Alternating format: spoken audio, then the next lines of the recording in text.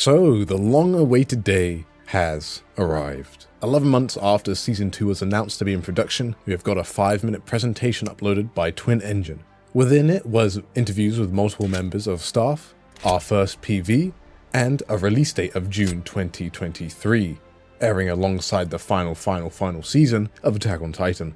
Outside of that, we have had much information released regarding the production team and voice actors for Vinland Saga Season 2. And I'm here to explain all of this to you, including a shot-by-shot breakdown for the trailer itself. It's FARMIN time!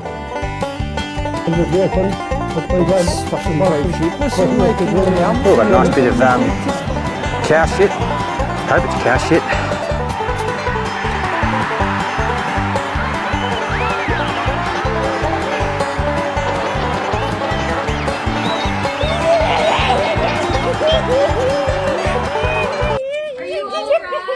Yes!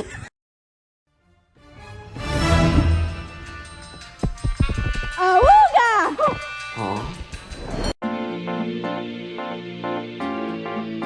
Let's kick it off with perhaps the biggest piece of news. Vinland Saga has changed animation production studio from WIT to MAPPA, a la Attack on Titan. This has been long speculated and had many fans worried, with MAPPA helming the production of Attack on Titan's final season, the second season of Jujutsu Kaisen, and the premiere of Chainsaw Man. It has caused some to be worried if the studio can keep up with the demand, let alone give Vinland Saga, a much less popular series, the attention it deserves. Furthermore, WIT Studio has been on an absolute tear recently, releasing anime like Vivi Song, Ranking of Kings, and the currently incredibly popular Spy Family. However, multiple different members of staff on production have stated many times that the vast majority of the staff has remained the same from Vinland Saga Season 1 to Season 2. And along with this trailer, there has been a detailed list of staff released. Vinland Saga will have the same director, series compositor, character designer, art directors, color designer, background art studio, filming director, editing director, sound effects director, sound production team, and my personal favorite, composer. The small amount of changes were to the 3D CGI director, having an additional filming director, and 2 artboard instructors are now art directors. And of course we have a new animation production studio from WIT to MAPPA.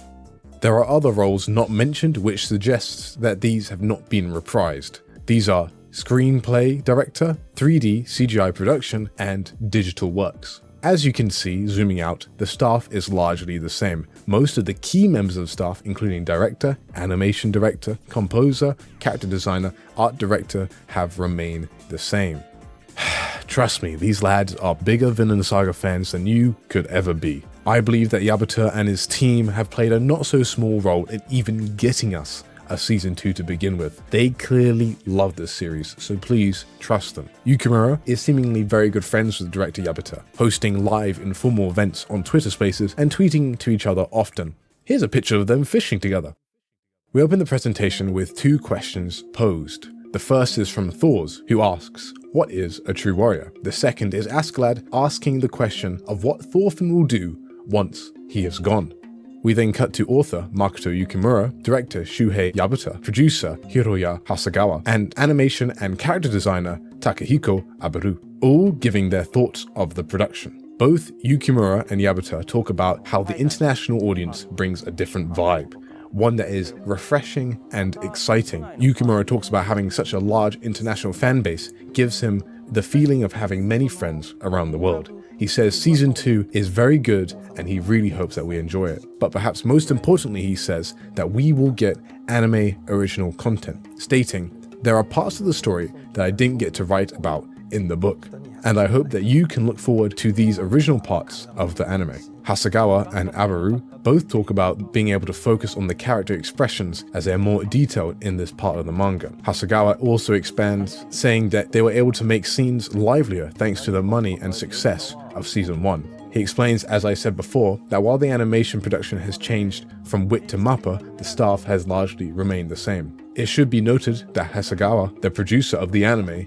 is much to credit for the staff staying as similar as it was. Yamada mentioned in a Twitter post that Hasegawa made difficult personal decisions when the team changed studio and stopped it from collapsing when Yamada was overwhelmed. We also have Uemura and Takeuchi, Thorfinn and Aina's voice actors, comment on their performance individually and how they were happy with their roles. Uemura was very happy to play Thorfinn again, as he wasn't quite sure if he would get the opportunity. At the time of this recording, only 2 full versions of these interviews have been released, that being one from Yukimura and another from Uemura.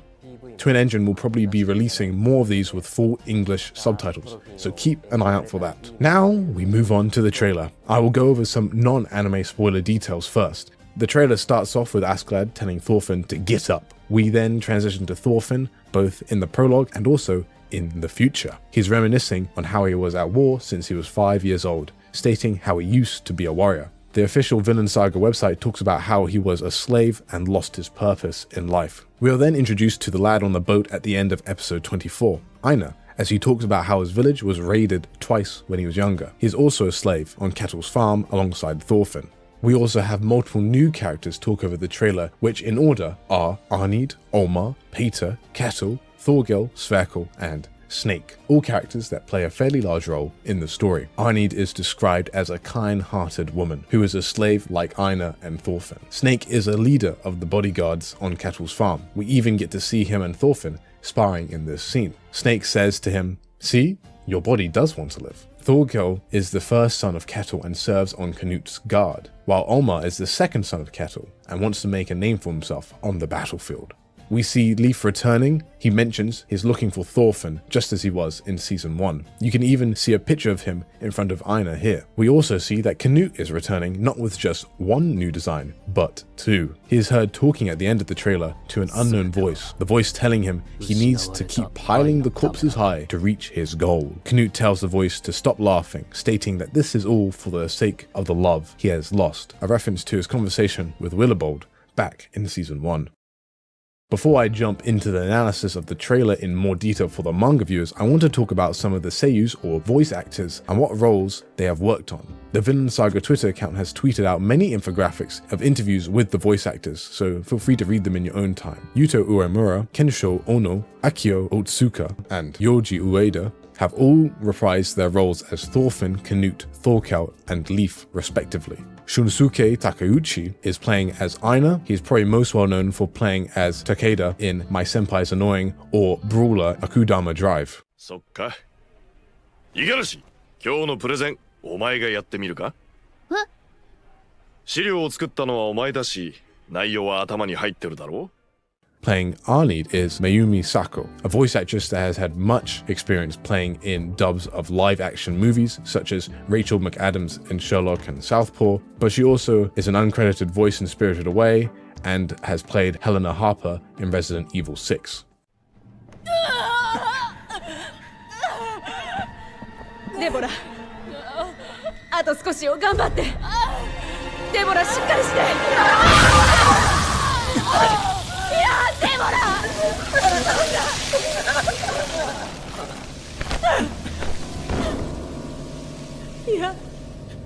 いやよこんな。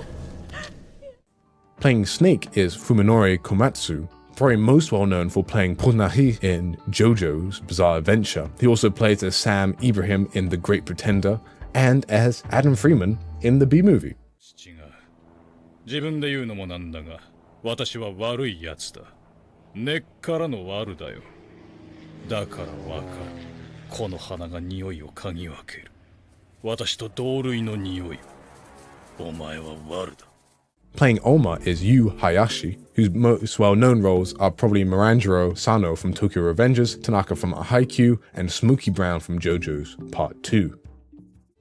でも半年に1回ぐらい限りなくメンタルがマイナス寄りになった時に思う。自分は平凡なんだと。ところで平凡な俺よ、下を向いている暇はあるのか。 Playing Thorgal is Taiten. Kusanoki is probably most well known for playing Morel in Hunter x Hunter, Ibuki in Beastars, Boris in Black Lagoon, and Nagoriyuki in Guilty Gear. He also plays Tank in Surf's Up. あの自信、無根拠じゃねえ。何か新しい能力を得たな。うまくいくかな。それがもし助念の能力だとしたら。 Playing Kettle is Hideaki Tezuka, who's probably most well known for his role as Darius Zackley in Attack on Titan, A in Naruto, and Lysander in Pokemon X, Y, and Z. 芸術作品は存在し得ないでしょう。何十年もかけて考案した甲斐があった。そしてあなた方が虐げた民の前でそのお姿を晒して。 And finally, playing Spherical is voice acting legend is Mugi Hito, who is most well known for playing Keel Lorentz in Evangelion, Kasaki in Dr. Stone, and Gakuganji in Jujutsu Kaisen. いずれにせよ、使徒再来における計画スケジュールの遅延は認められん。予算については一考しよう。怒り、後戻りはできんぞ。 So, as a manga reader, one that hypes up this manga to high heaven, what are my thoughts so far? Well, personally, I see very little room not to be excited. Unsurprisingly, Yabuta and his team are approaching Season 2 with a similar tact as Season 1. Take Vinland Saga from the pages of the manga and put them on the big screen. In this process, they shall add extra bits of content that were not there in the manga to give more context to the situation. Given that we are shown this much material and the director has confirmed that all these pieces of animation are from the episodes themselves, this indicates that the production is going pretty, if not really well. This is not a situation like One Punch Man Season 2, where the trailer drops just before it airs, including only visuals up to episode 2. If I were to guess, some of the scenes shown here won't appear until roughly episode 10 or even 15, depending on the amount of extra content we get. And we still have 6 months till release. This is looking really promising. That being said, I'm someone who views this anime as a bonus and celebration of the manga, not a tool to validate its existence. The manga has very few things I dislike about it, and the art is absolutely gorgeous. Because of this, lots of the changes and additions from the source material in the anime I found in Season 1 to be unnecessary and sometimes even dampening my enjoyment of the story. However, as a fan, I'm not going to deny extra Vinland Saga content. I am certainly in no spot to complain about this anime's existence, regardless of the anime, and my complaints are just your average ones from a stingy manga reader about an adaptation. And I'm actually really excited to see where Yabuta and his team take this series, maybe inducing some of that creative lead on this project and putting their own spin on things. Ultimately, I'm not going to complain about getting more Vinland Saga, particularly when there's this much passion and love being put into it.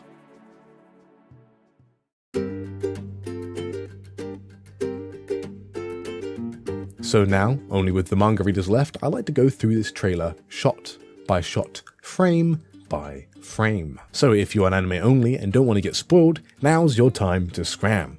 We open up with Askeladd yelling at Thorfinn to get up. This initially seems like something from chapter 71, when Askeladd commands Thorfinn to climb and become a true warrior. However, this could be new content. There isn't an exact point where Askeladd tells Thorfinn to get up in the manga. Specifically, he tells him to climb. So perhaps this is an earlier dream, and we will be shown more of these dreams earlier on into the arc as preparation for this big scene in chapter 71.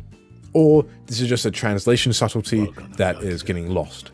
Interestingly, Askeladd was already in Thorfinn's psyche in Season 1, and this is anime original content, so take from that what you will. Next, we see Thorfinn lying on the ground beaten up. I'm pretty confident that this is in Season 2. This wounded state is not one that we have seen before. You can tell because of his left eye being bruised rather than his right, which it was in Season 1 after losing to Askeladd. Furthermore, his clothes have changed, from his warrior's tunic to his slave's tunic. Perhaps he will be beaten up on his way to Kettle's farm, or he has been hurt for his attempted murder on King Canute. Our next scene is one of Thorfinn talking about how he has forgotten the number of people he has killed, and how he used to be a warrior. This line is from chapter 60, when he eventually turns and asks Einar if he despises him. Through this is spliced an anime original scene of war. It pans up to eventually focus on Thorfinn's face. The lighting in the shot makes it seem like he is crying. This scene feels more like one taking place inside Thorfinn's head, as it seems a little bit more abstract in art style to me, a little bit more fuzzy and a bit more painterly like.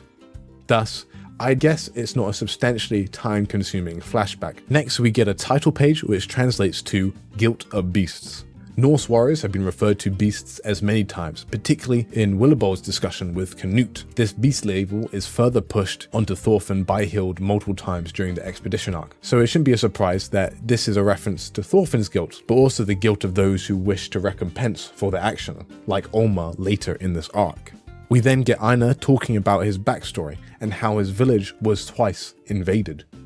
We get this panel from chapters 57, as well as a shot of Einar, presumably with his mother and sister, along with multiple other shots of his village being destroyed. Now, whether or not we get a distinct chunk of Einar's backstory expanded upon, I'm not sure. I've heard some people suggest that his village could have been raided by Thorfinn himself, but I view this as unlikely. It mentions that his village was raided twice, presumably once in the Norse's initial invasion, and once again after King Sven recaptured York after he lost it to the English. The first time, Thorfinn would have been very young, perhaps too young, and still in Iceland, roughly the same age as Einar in this picture. Or, the second time, it would be after Thorfinn is a slave. I think it's safe to assume that Einar actually lost his village again after Canute reconquered what they had lost in England after Sven's death. However, secondly, in my opinion at least, it would probably undermine Hild's arc greatly. Her personal connection to Thorfinn in this way is unique. Thorfinn had to prove to her that his life was changed. Having Einar befriend Thorfinn before Thorfinn has even gone through any development or his arc would make little sense to me.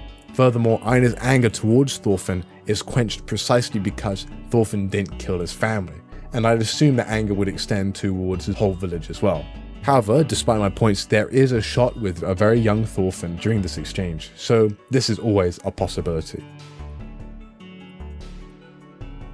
What is more interesting to me is the imagery used in the next shot of some Vikings. This is followed by a warrior screaming at the screen as it engulfs it. This reminds me of Garm's backstory when the villagers are darkened out, but the shot of the screaming warrior is from a different cut. This implies that it's a different scene, and the warrior to me looks somewhat similar to one of the warriors in Valhalla in chapter 71. Perhaps this is our first peek at that scene. If so, I'm all for this type of style. While it is very different to the manga, I really love this aesthetics, and I'm not convinced that the anime will be able to keep up with the manga's incredible detail during the scenes. Also, I just think it looks really cool. This scene is followed by a caption which translates to rebelling souls, a clear reference to the burden of souls that Thorfinn carries in his dreams. Also could be referencing the soldier from the shot before. One extra thing about Einar is that his eyes are now a piercing blue as opposed to the hazel color shown in the manga. This seems to be the case with season 1 of the anime as well, but however, due to the lighting, it's hard to tell if his eyes are blue at all. We cut back to what is presumably another Norse warrior, or maybe even a Jorm's Viking. But this could also be Ketil at the end of the arc, as the helmets and hair are quite similar, albeit not identical. However, I don't think this is a warrior from Einar's backstory, as the lighting is not quite the same. We then get another shot of Einar crying, although now he is missing some teeth that he wasn't missing in the previous scene. Perhaps he lost them in the raid, or perhaps this isn't Einar at all and just another random kid. We then get the iconic Arnid shot from chapter 56, followed by Einar hanging out with Arnid outside the well like they did in chapter 66. However, this is a new perspective and not ripped straight from a panel. This possibly could be another different scene, as Einar is noticeably more calm and less frazzled by Einar here than he is in chapter 66. Next is Garda from chapter 74, escaping from his farm and lighting his master's house on fire. During this passage, we hear Arnid talk about weathering out the storm for her child's sake, which is a speech she makes in chapter 81. We also get 2 shots from chapter 81 as well. We then rewind all the way back to 56 with the introduction of the farmhands. We get a new shot of one of them hitting Anna, which is not in the manga at all. Fast forward to chapter 59 with Fox's attempt to kill Thorfinn and taking the top of his ear off. We then get introduced to Peter and him tending Thorfinn's ear, as well as him waving to the two of them as he leaves, though this time he is without his sickle like he has in the manga. The next shot is presumably from chapter 63, with Einar getting frustrated at Thorfinn's lack of anger at them not getting a horse. However, Thorfinn's hair here is down, which suggests this scene could be moved earlier on in the story to around about chapter 56 or 59, or perhaps this is a totally new scene entirely. We then get another caption which means their wills induce a dark shadow. This is probably referring to the rebelling souls mentioned in the earlier caption. Next is our first look at Olmar, with 3 scenes from chapter 57 and then one with Thorgel from maybe chapter 67. Olmar's quote here is from chapter 57, stating how he wants to go to England and leave this unsatisfying life on the farm. Ketil is next with his introduction in chapter 55, 56 and 57, and then a shot of him having to beat the kids in chapter 67. including a shot of Styr, the older brother. His quote here seems to be entirely new, translating to, "Every man has his strengths and weaknesses, Thorgil. It is best that a man finds himself where he is most suited." This quote seems to be an anime original, however it seems very fitting for Kettle's character as someone who does not agree with Thorgil's mindset that everybody wants to be a warrior. Next is Thorgil getting introduced with 2 shots from chapter 67, with his fist bump with Snake in chapter 66. His quote here is from chapter 78, and him with his arm over Leaf is also from 78. We then get a wide shot of Yelling in Jutland, which was Harold's base, which Canute goes to visit. Next is the shot of a lady serving food, presumably at the market in Yelling, which is where we are reintroduced with Leaf and our first look at Bug Eyes, and a different shot of moles from chapter 76. We then get cast back to Leaf and Aina back in 55. However, this particular composition is not in the manga. The next shot was a bit harder to decipher because it looks like an anime original, and there is not a lot of context to decipher. But judging by the wooden structure behind Leaf here, it seems that he's sitting on the table with Bug Eyes, Kettle and Oma in chapter 76. The next bit is narrated by Sverkel from chapter 68, where he is teaching Thorfinn and Aina how to fish. We have multiple shots from the scene, including some from 55, 63, 64, and 65. This part is appropriately captioned with "the flame left behind," referring to Thorfinn's now lost passion and goal in life. There's a shot of Aina marching triumphantly, as it is seen to be a zoomed in panel from chapter 64, but could have also been inspired by this one from 63. We then get the reveal of Snake with his confrontation with Thorfinn in chapter 59, along with Snake dining with Thorfinn and Aina in chapter 65, including a sexy smile, which is probably of this panel, and Snake also being a good boy and reading his Bible in chapter 79. We then get a quick glance at Garda and Arni's backstory in this chapter. It seems like a new shot, probably one of Arnid and Garda just before they get informed of the iron deposits. Next is a very curious shot of a table with 3 people dining at it. My guess this is a dream of Aina's missed life with his mother and sister in the future, or perhaps it's on the day that they got raided again. I also noticed that these 2 look very similar to John's mother and sister in chapter 19. If we didn't know that the lady's son was called John, I would have found it more plausible that Thorfinn had interactions with Aina's family, since this was an English family after all. We then get a rapid flash of lots of plunder, perhaps something from Canute's campaign in 62, then a picture of Askeladd's sword from 54. This could be another flashback to that scene from either Canute's or Thorfinn's perspective. We are then treated to this iconic shot of Thorfinn in 83 with his monologue in 59 asking himself if he wants to live all along and what he will accomplish by living, with 2 additional shots from that chapter. We get a new caption which finishes the previous caption stating together, "The sin and anger reveals." We then get Aina and Thorfinn walking away from their fight with the farmhands in chapter 71. Next, we get more shots of Canute in chapter 62, stepping on the offerings from the Earl of Marcia. And then we get some anime original shots, one being close-up shot of an older elderly Canute. We know this is him because of the scar here. We then see him sitting on a throne in a manner much more similar to that of Sven, with the Jormung's Viking behind him. We can also see the Valkyries and Yggdrasil in the background. I wonder what the context of this scene is, but there's no doubt that this is during a conversation with Sven's floating head at certain points. We then get a flashback to younger Canute and Ragnar, along with this new fella. We can be pretty sure that this is not Harold because of his brown hair. We have seen Harold have blonde hair in the anime already. The best guess is this is probably a new character entirely.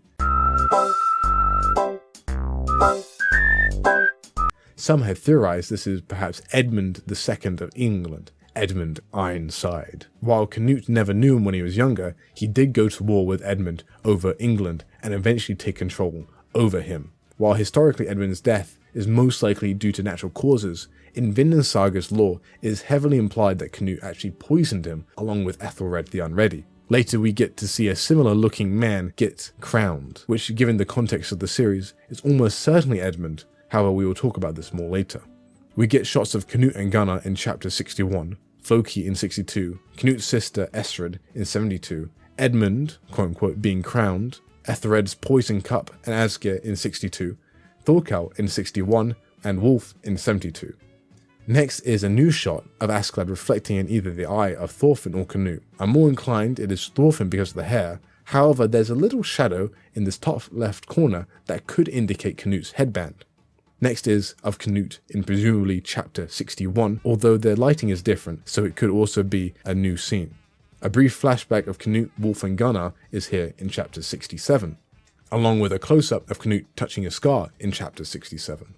And finally, the narration of Canute is a quote from the last panel in chapter 78, with Spherical cackling in the background. And that should be about it.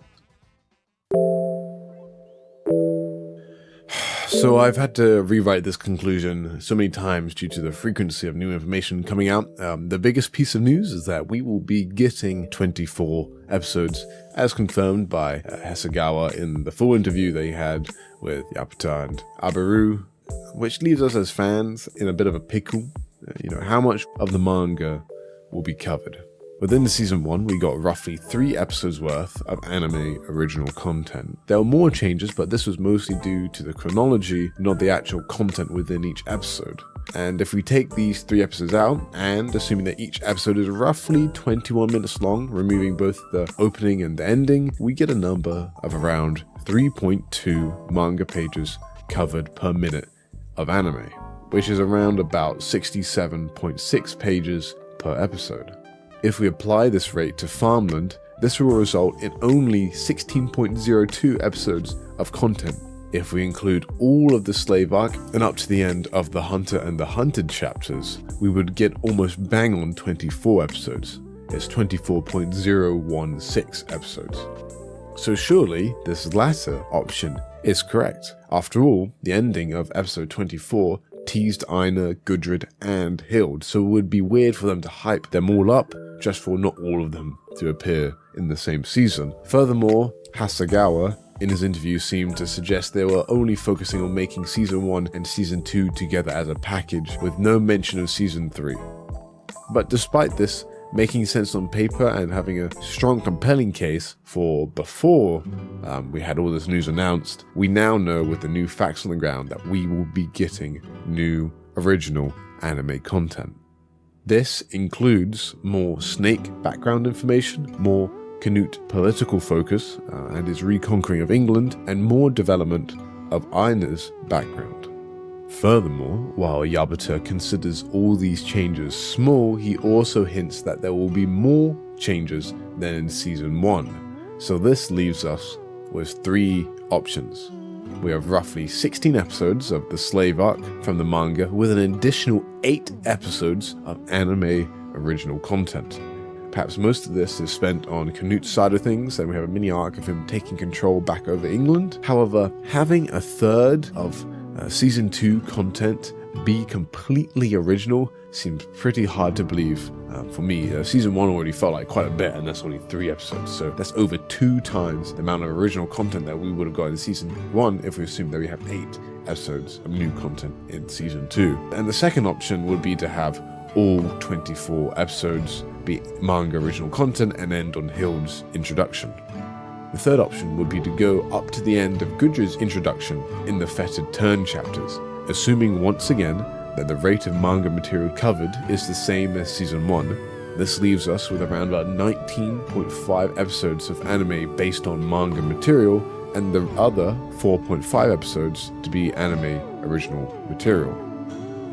Despite these 3 options all being somewhat possible, the staff have made comments about how this season will be slower than the previous. And while I don't believe that in the manga the pace of the slave arc is significantly slower than the war arc, the staff have discussed their focus on facial details and communicating the inner battles of the characters very, very thoroughly. This may mean that the manga content of the slave arc is generally stretched further than in season 1.